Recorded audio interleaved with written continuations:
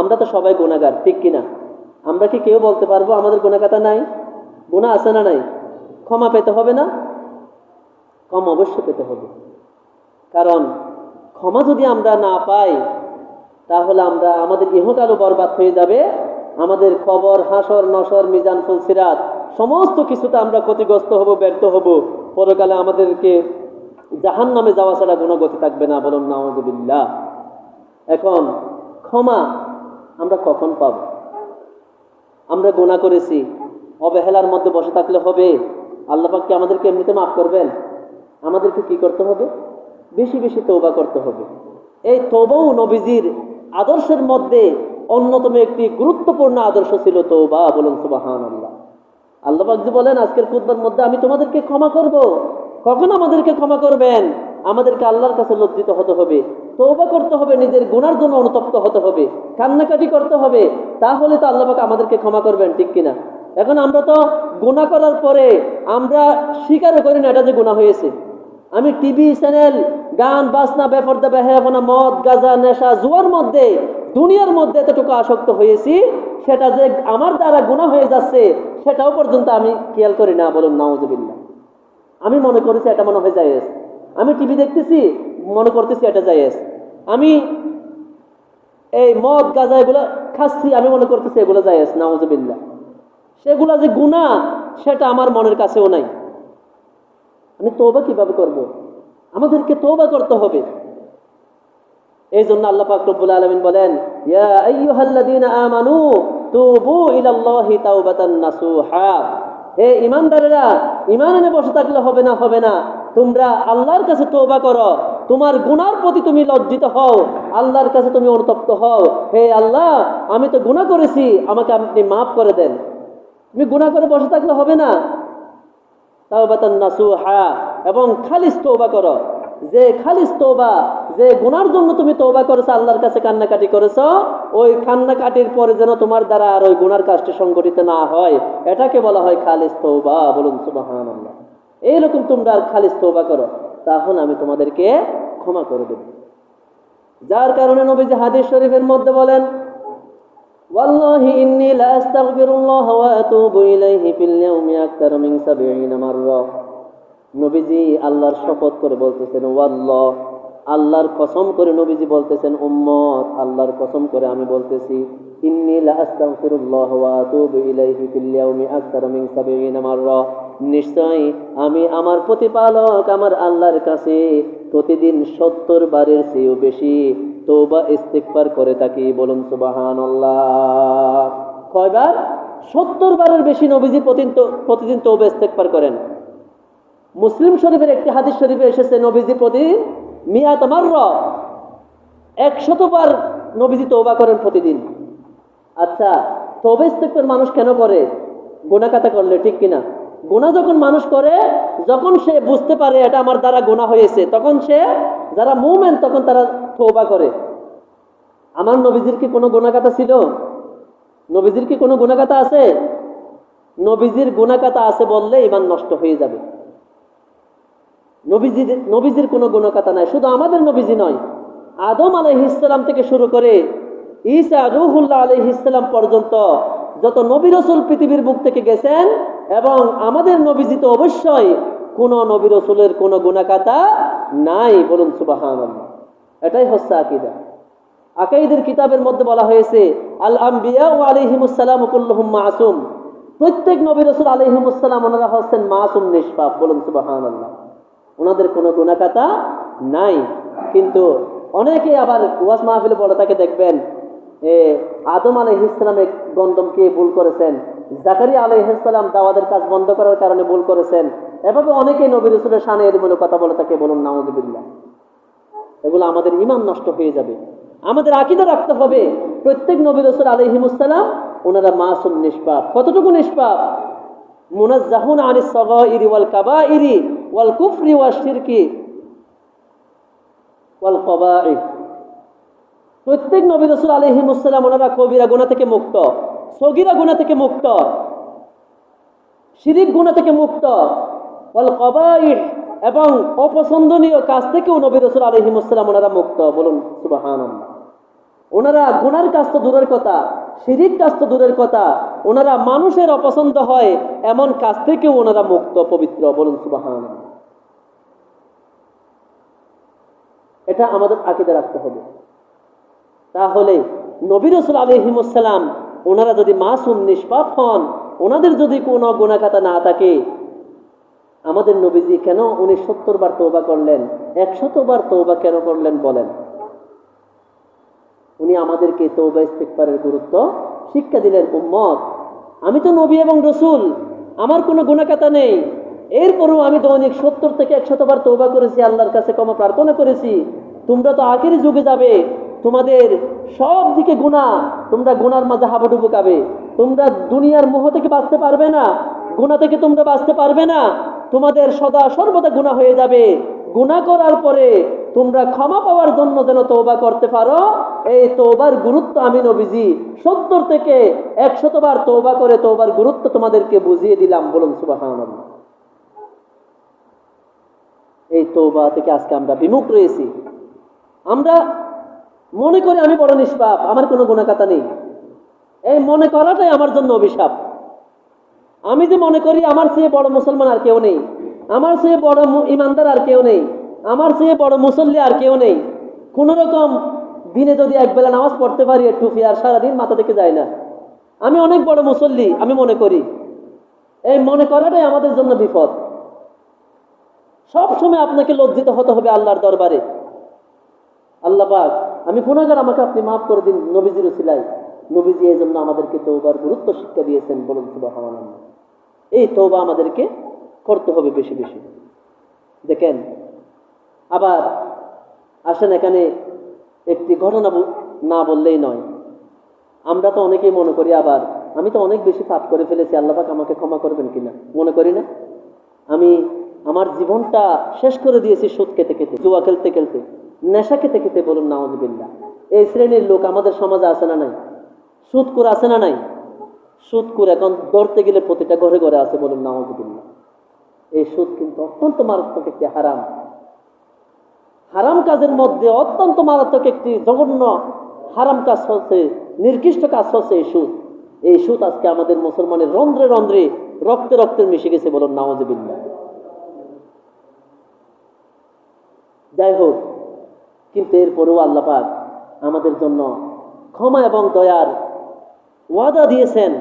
বান্দা, তুমি যদি ঈমান আনো, আজকের খুতবার মধ্যে যে এসেছে আল্লাহ পাক বলেন, ওয়াদাল্লাহুল লাযিনা আমানু ওয়া আমিলুস সলিহাত।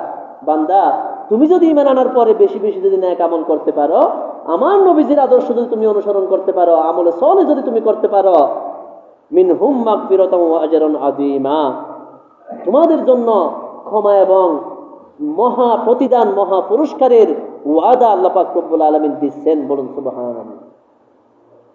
তাহলে আমি গুনাহ করেছি, এখন কি করব? আমি কি গুনাহ থেকে ফিরে আসতে পারবো না? অবশ্যই পারবো। আপনি বেশি বেশি তওবা করেন। আল্লাহ পাক রব্বুল আলামিন বলেন, কুল ইয়া ইবাদিয়াল্লাযীনা আসরাফু আলা আনফুসিহিম লা তাকনাতু মির রাহমাতিল্লাহ ইন্নাল্লাহা ইয়াগফিরুদ যুনুবা জামিআ ইন্নাহু হুয়াল গফুরুর রহিম। আল্লাহ পাক রব্বুল আলামিন বলেন, ইয়া রাসূলুল্লাহ, ইয়া হাবিবাল্লাহ সাল্লাল্লাহু আলাইহি ওয়াসাল্লাম, আপনি আমার বান্দাদেরকে বলে দিন, ইয়া ইবাদিয়াল্লাযীনা আসরাফু আলা আনফুসিহিম, হে আমার বান্দারা, তোমরা যারা নিজেদের নফসের প্রতি জুলুম করেছো, ব্যভিচার করেছো, গুনাহ করতে করতে নিজেদের কলবকে যারা অন্ধকার করে ফেলেছো, লা তাকনাতু মির রাহমাতিল্লাহ, তোমরা আল্লাহর রহমত থেকে নিরাশ হইও না। তুমি বেশি বেশি গুনাহ করেছো, তুমি আল্লাহর রহমত থেকে নিরাশ হইও না। ইন্নাল্লাহা ইয়াগফিরুদ যুনুবা জামিআ, নিশ্চয় আল্লাহ পাক রব্বুল আলামিন সমস্ত গুনাহ খাতা ক্ষমাকারী। বলুন সুবহানাল্লাহ। আমাদের গুনাহ যত বড়ই হোক না কেন, আল্লাহর দয়া হচ্ছে তার চাইতে বেশি। বলুন সুবহানাল্লাহ। ইন্নাহু হুয়াল গফুরুর রহিম। আল্লাহ পাক বলতেছেন, নিশ্চয় আল্লাহ পাক রব্বুল আলামিন তিনি হলেন ক্ষমাশীল, দয়ালু। বলুন সুবহানাল্লাহ। এই আয়াত শরীফের ব্যাখ্যা হাদিস শরীফের মধ্যে এসেছে, আত-তাইবু মিনাদ যামবি কামাল্লা যামবালা। গুনাহ করার পরে যদি কোনো বান্দা তওবা করে, গুনাহ করার পরে যদি কোনো বান্দা তওবা করে, আল্লাহ পাক আমি গুনাহ করে ফেলেছি, আমার ভুল হয়ে গেছে, আমি তওবা করতেছি, আমাকে আপনি মাফ করে দেন। যদি তওবা করে ফেলে, নবীজি বলেন কামাল্লা জামবালা, সে যেন কোনো গুনাহই করেনি। বলুন সুবহানাল্লাহ। আজকে একজন শিশু জন্মগ্রহণ করলে তার যেমন কোনো গুনাহ খাতা থাকবে না, নিষ্পাপ, সেই রকম তওবাকারী ব্যক্তিও আজকে জন্মগ্রহণ করা শিশুর মতো মাসুম, নিষ্পাপ হয়ে যাবে। বলুন সুবহানাল্লাহ। আল্লাহ পাক বলেন লা তাকুনাতু মির রাহমাতিল্লাহ, তোমরা আমার রহমত থেকে নিরাশ হইও না। তুমি গুনাহ করেছো, তুমি মরুভূমির বালুকণা পরিমাণ গুনাহ করেছো, সাগরের ফেনা পরিমাণ তুমি গুনাহ করেছো, আসমান থেকে পাহাড় পরিমাণ তুমি গুনাহ করেছো, তুমি আমি আল্লাহর দরবারে একবার তুমি আমাকে ডাকো, রব্বানা, হে আমার রব, আমি গুনাহ করে ফেলেছি, আমাকে মাফ করে দিন। আল্লাহ পাক রব্বুল আলামিন আপনার গুনার পাহাড়কে মুহূর্তের মধ্যে, সেকেন্ডের মধ্যে আল্লাহ পাক রব্বুল আলামিন ধূলিসাৎ করে আপনার গুনার পাহাড়কে নেকিতে পরিবর্তন করে দিবেন। বলুন সুবহানাল্লাহ। কিন্তু আমাদের অন্তরকে নরম করতে হবে, নেক আমল করতে হবে, আমলে সালেহ করতে হবে। অনেকে বলতে পারেন এটা কি বলেন হুজুর, যে আবার এতটুকু গুনাহ করার পর আল্লাহ পাক মাফ করবেন?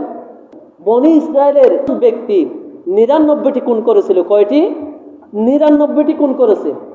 খুন করার পরে সে একজন খ্রিস্টানের কাছে গেল, গিয়ে বলল, হে ব্যক্তি, আমি তো 99টি খুন করেছি, আমার সৃষ্টিকর্তাকে আমাকে মাফ করবেন? তখন ওই ব্যক্তি বলল, কি বলো তুমি, তুমি 99টি খুন করেছো আর তুমি আল্লাহর কাছে ক্ষমা পাওয়ার জন্য বসে আছো? তোমাকে আল্লাহ পাক কখনো মাফ করবেন না। বলুন নাউযুবিল্লাহ। এই কথা যখন বলল, এই 99টি খুন করা ব্যক্তির আরো গুসা পয়দা হলো। আল্লাহ পাক আমাকে যখন ক্ষমা করবেন না, তাহলে আর কি করবো, ক্ষমা চেয়ে আমি তোকেও মেরে ফেলবো, এই বলে তাকেও ছুরি ঢুকিয়ে দিয়ে তাকেও মেরে ফেললো। কয়টি খুন করলো? 100টি খুন করলো। খুন করার পরে সে আবার চিন্তিত হলো, হায়রে, আমি এসেছিলাম তওবা করতে, আমি এসেছিলাম আমি ক্ষমা পাবো কিনা সেটা জানতে, আমি তো আবার আরেকজন খুন করে ফেলেছি, এখন তো 100টা খুন করে ফেলেছি, এখন কি হবে? সে আবার গেল একজন মুসলমানের কাছে, গিয়ে যখন বলল যে আমি তো 100টি খুন করেছি, আমাকে কি আল্লাহ পাক ক্ষমা করবেন? তখন ওই ব্যক্তি বলল, দেখেন, আপনি অমুক জায়গায় একজন আল্লাহর ওলি আছেন, আপনি ওনার কাছে যান, তওবা ইস্তেগফার করেন, হয়তো আল্লাহ পাক আপনাকে ওনার ওসিলায় ক্ষমা করে দিবেন। বলুন সুবহানাল্লাহ। এই কথা যখন বলা হলো, তার অন্তরটা নরম হয়ে গেল। সে আল্লাহর ওলির কাছে গিয়ে তওবা করার জন্য নিয়ত করলো, যায়নি, কি করেছে? নিয়ত করেছে। দেখেন, আল্লাহর হিকমত বোঝা বড় মুশকিল, কঠিন। আল্লাহ পাক কুদরতওয়ালা, আল্লাহ পাক রব্বুল আলামিন এখানে এমন একটি ঘটনা সংঘটিত করলেন যেটা কিয়ামত পর্যন্ত যেখান থেকে আমাদেরকে নসিহত হাসিল করতে হবে। ওই ব্যক্তি সেখানে তার ইন্তেকাল হলো, মারা গেল। সে কিন্তু আল্লাহর ওলির কাছে যেতে পারে নাই, মারা গেল, তওবা কিন্তু করতে পারে নাই। মারা যাওয়ার পরে আসমান থেকে রহমতের ফেরেশতা আসছে তার জানটি নিয়ে যাওয়ার জন্য। আবার এদিকে আযাবের ফেরেশতা আসতেছে তার জানটি নিয়ে যাওয়ার জন্য। আযাবের ফেরেশতা বলতেছে, এই ব্যক্তি 100টি খুন করেছে, 100টি খুন করেছে, সুতরাং সে জাহান্নামী, তাকে আমরা নিয়ে যাব জাহান্নামে। রহমতের ফেরেশতা বলতেছে, না, এই ব্যক্তি তওবা করার জন্য নিয়ত করেছে,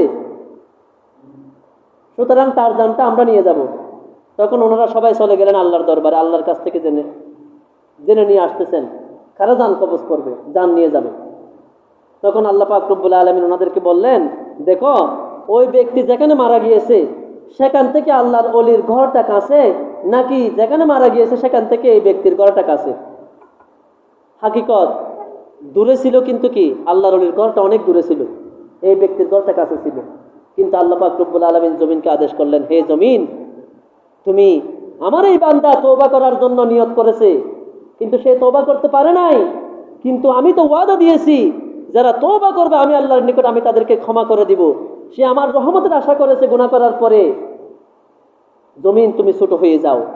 আল্লাহর ওলি থেকে ওই ব্যক্তির রাস্তাটা যখন মেপে দেখলো, ফেরেশতা আলাইহিস সালাম দেখতেছে আল্লাহর ওলির রাস্তাটা কাছে হয়ে গেল। বলুন সুবহানাল্লাহ। ছিল কিন্তু দূরে, কিন্তু আল্লাহ পাক কুদরতিভাবে জমিনকে আদেশ করার পরে জমিনটা কাছে হয়ে গেল। বলুন সুবহানাল্লাহ। আবার রহমতের ফেরেশতার মাধ্যমে এই জানটি নিয়ে জান্নাতে প্রবেশ করে দেওয়া হলো। বলুন সুবহানাল্লাহ। কি বুঝলাম? গুনাহ করার পরে যদি আমরা তওবা করি, তাহলে আল্লাহ পাক রব্বুল আলামিন আমাদেরকেও ক্ষমা করবেন। আমাদের হতাশ হওয়ার কোনো কারণ নাই।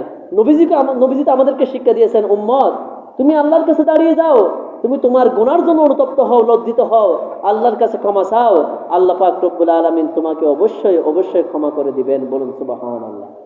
আমাদেরও বেশি বেশি কি করতে হবে? ক্ষমা চাইতে হবে। গুনাহ করার পর আমাদেরকে বেশি বেশি তওবা ইস্তেগফার করতে হবে এবং যতটুকু সম্ভব গুনাহের কাজ থেকে নিজেকে দূরে রাখার কোশিশ করতে হবে। মিনহুম মাগফিরাতাও ওয়া আজরুন আযীমা, তাদেরকে আল্লাহ পাক রব্বুল আলামিন ক্ষমা করবেন এবং মহা প্রতিদান, মহা পুরস্কার দিবেন। তার ওয়াদা আল্লাহ পাক রব্বুল আলামিন আমাদেরকে দিয়েছেন। বলুন সুবহানাল্লাহ।